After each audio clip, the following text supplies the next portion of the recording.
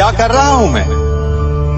दर्पण में देख रहा हूं। आप लोग भी प्रतिदिन देखते होंगे, परंतु प्रतिदिन अपना मुख देखने के बाद भी उस पर लिखी एक बड़ी सीख देखना भूल जाते हैं। अब आप कहेंगे कैसी सीख? तो जाइए एक बार फिर से दर्पण के सामने जाइए और मुख खोलकर देखिए, क्या दिखेगा? दंत पंक्ति और जीभा, है ना? अब विचार कीजिए, दंत जन्म के पश्चात आते, एक नहीं 2 बार आते, परंतु मृत्यु से पूर्व नष्ट हो जाते हैं। और जीभा जन्म पहले से होती है, परंतु मनुष्य के मृत्यु के पश्चात भी उसके अस्तित्व में रहती है ना आश्चर्य की बात?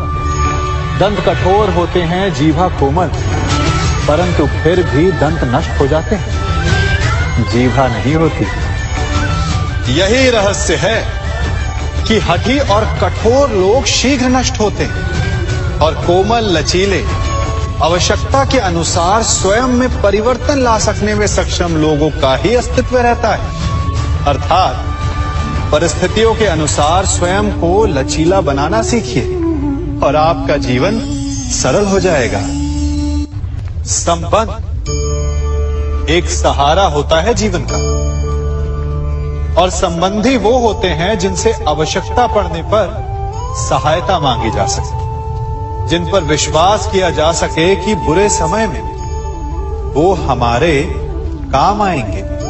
कभी ऐसा भी हुआ होगा कि आपके पास कोई सहायता मांगने आया, या ऐसा भी हो सकता है कि आप किसी के पास सहायता मांगने गए हो, परंतु प्रश्न ये उठता है कि क्या केवल किसी के मंतव्य में उसकी सहायता इसीलिए कर देनी चाहिए क्योंकि वो आपका संबंधी है?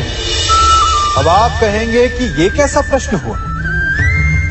तनिक सोचिए, एक अस्त्र बनाने वाला जब अस्त्र बनाता है तो ये अस्त्र किसको देना है उसका अधिकार उसी के पास होता है। वो चाहे तो ये अस्त्र किसी को भी दे सकता है, वो एक सैनिक को भी दे सकता है या एक डाकू को भी, और यही अस्त्र 2 भिन्न कार्य कर सकती है। यदि डाकू के हाथों में आ गई तो उसका भय दिखाकर वो लोगों को लूटेगा, निरपराधों का रक्त बहाएगा। सहायता करने वाले की भी अवस्था ऐसी ही होती है। इसलिए किसी की सहायता करने से पूर्व ये विचार कर लेना आवश्यक है कि किसे क्या, कब और कितनी सहायता देनी चाहिए कि उसका दुरुपयोग ना हो।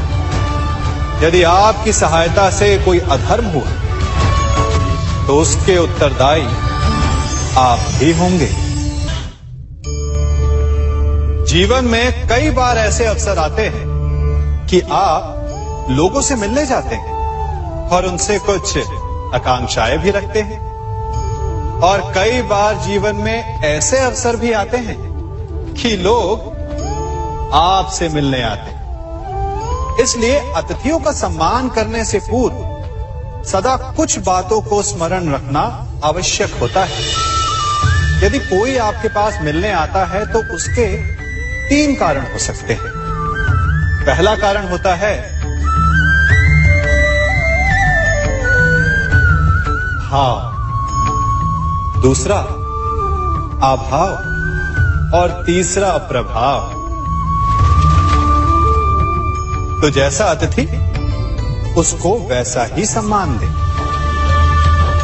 यदि आपके पास कोई भाव से आए तो उसे केवल आपका प्रेम चाहिए, आपका सानिध्य चाहिए, और यदि कोई अभाव में आया तो उसकी उतनी सहायता अवश्य करें जितना आप करने में सक्षम हो, परंतु इतनी अधिक भी ना करें कि वो उस सहायता का दुरुपयोग कर बैठे।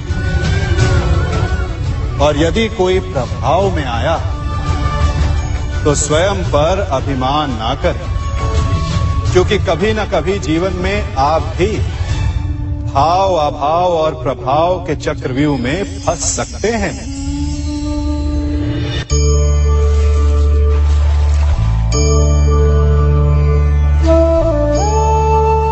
यदि जल को मुट्ठी में कसकर बांधें, तो जल कैसे अपना मार्ग बनाकर निकल जाता है?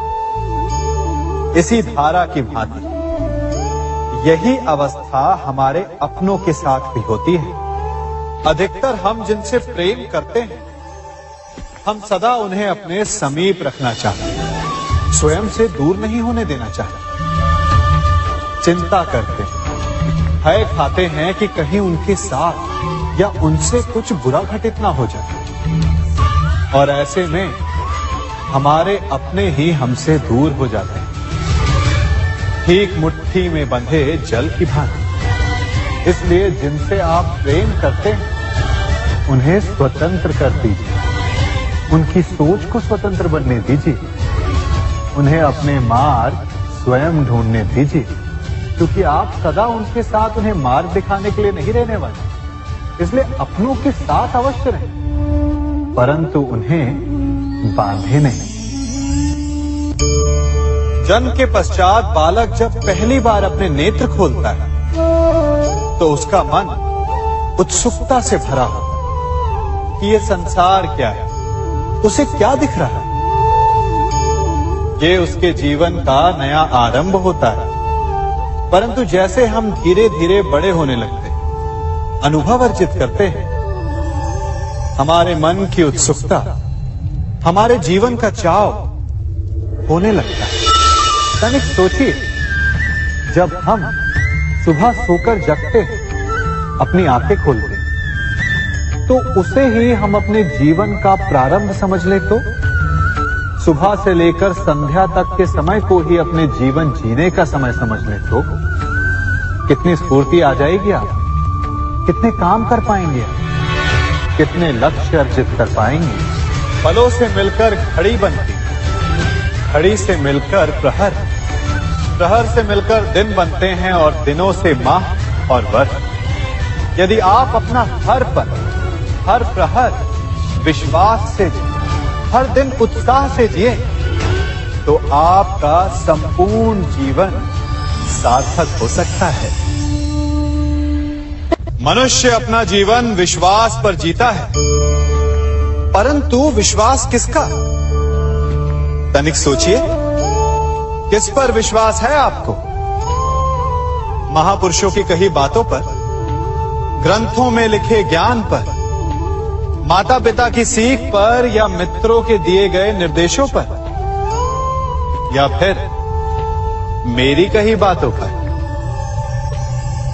ये सब विश्वास अपूर्ण है जब तक आपको स्वयं पर विश्वास ना हो। यदि विश्वास करना है तो पहले अविश्वास करने के विज्ञान को भी सीखना चाहिए। आप किसी की बातों पर विश्वास न करें, आप अपने मन से पूछें, अपनी अंतर आत्मा से प्रश्न करें, और जो उत्तर मिलेगा वही सबसे उचित होगा। जब आप अपने मन, अपनी अंतरात्मा पर विश्वास करना सीख जाएंगे, तो नीति ज्ञान सब आपके भीतर से स्वतः उमड़ेगा। और यदि आप स्वयं पर ही विश्वास ना कर पाए, तो धर्म ग्रंथों में लिखे श्लोक, महापुरुषों की वाणी, माता पिता की सीख या मित्रों का निर्देश कोई भी लाभ नहीं दे पाएगा। एक पिता होने के नाते आप अपनी संतान के लिए क्या करते हैं? उसके लिए बहुत सारी सुविधाएं जुटाते, बहुत सारा धन कमाते हैं, है ना? और क्या आपको ऐसा लगता है कि यही उचित है आपकी संतान के लिए? इस पंछी को देख रहे हैं, ये भी संतान को जन्म देता है, उन्हें पालता है, पोसता है, उड़ना सिखाता है, और भोजन का प्रबंध भी करना सिखाता है। परंतु उनके बड़े हो जाने के बाद उनके लिए अलग से घोंसला नहीं बनाता। क्यों? क्योंकि यदि इसने संतान को सब कुछ करके दे दिया, तो संतान क्या करेगी? वो अपनी संतान को तब तक भोजन कराता है जब तक उसकी संतान स्वयं भोजन का प्रबंध करने में सक्षम नहीं हो जाती। और उसका लाभ यह मिलता है कि उसी की भांति उसकी संतान आत्मनिर्भर बनती है। इसलिए अपनी संतान को उतनी ही सुविधाएं दें जितनी आवश्यक है। मोह को त्यागें। आपका उनसे मोह उन्हें कभी आत्मनिर्भर नहीं बनने देगा। अपनी संतान को कर्म करना सिखाइए। यदि आपकी संतान कर्म करना सीख गई तो वो धन स्वयं कमा लेगी। और यदि वो आलसी अकर्मण्य बन बैठे तो आपके संचित धन का भी नाश कर देगी। संसार में सबसे बड़ा संबंध कौन सा है?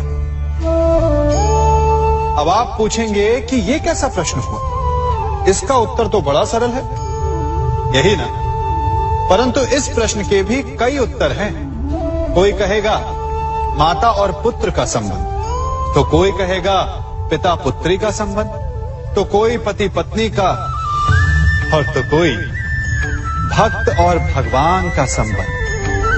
परंतु तनिक गहराई से देखेंगे तो पाएंगे कि ये सारे संबंध या तो जन्म से जुड़े होते हैं, या समाज में बना दिए जाते हैं, या फिर किसी आकांक्षा के चलते बनते हैं। तो सबसे बड़ा संबंध कौन सा होता है? उलझ गए ना? सबसे बड़ा संबंध होता है मित्रता का, क्योंकि मित्र हम स्वयं चुनते हैं, जिसमें ना कोई आकांक्षा होती है, ना ही कोई स्वार्थ छिपा होता है। यदि कुछ होता है तो केवल साथ का आनंद। अपने बीते दिनों को स्मरण कीजिए। जब आप घर से बाहर निकलते होंगे तो सबसे पहले किसका स्मरण होता था? मित्र का। परंतु जैसे जैसे मनुष्य बड़ा होता जाता है, सफल होता जाता है, मित्र छूटते जाते हैं। और फिर वो अपनी आय, अपने जीवन के स्तर के अनुसार मित्रता करने लगता है। उसके मन में ये विचार आ जाता है कि मित्रता बराबरी वालों से ही होनी चाहिए। यही सोच अनुचित है, क्योंकि मित्रता बराबर वालों से नहीं होती, मित्रता हमें बराबर करती है। इसलिए नए मित्र अवश्य बनाएं, परंतु अपने पुराने मित्रों को भूलिएगा मत।